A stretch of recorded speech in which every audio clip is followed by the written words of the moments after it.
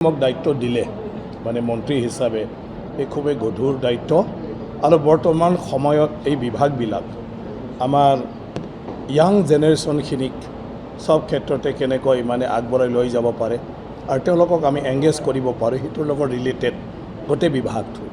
আজি skill development আৰু এণ্টাৰপ্ৰেনাৰশ্বিপ খুব ইম্পৰ্টেণ্ট যে আমি নিবনুৱা যুৱক যুৱতীসকলক কেনেকৈ কৰ্ম সংস্থাপন দিব পাৰোঁ আৰু তাৰ কাৰণে তেওঁলোকৰ যোগ্যতাটো আমি কেনেকৈ আনিব পাৰোঁ এটা বিভাগ যিটো দিছে সেয়া অসমৰ প্ৰত্যেকজন নাগৰিকৰ লগত জড়িত গতিকে বহুত গধুৰ দায়িত্ব তথাপিও মোৰ ওপৰত যিহেতু বিশ্বাস এটা ৰাখি এই দায়িত্বখিনি দিছে মোৰ গোটেইটো মোৰ জীৱনটোত মই অলপ টাচ কৰি অহা সেইবোৰ কামত মই জড়িত হৈ আহিছোঁ গতিকে নিশ্চয়কৈ দক্ষ আমাৰ বহুতো বিষয়াসকলো আছে গতিকে আমি যিমান পাৰোঁ মই ভাবোঁ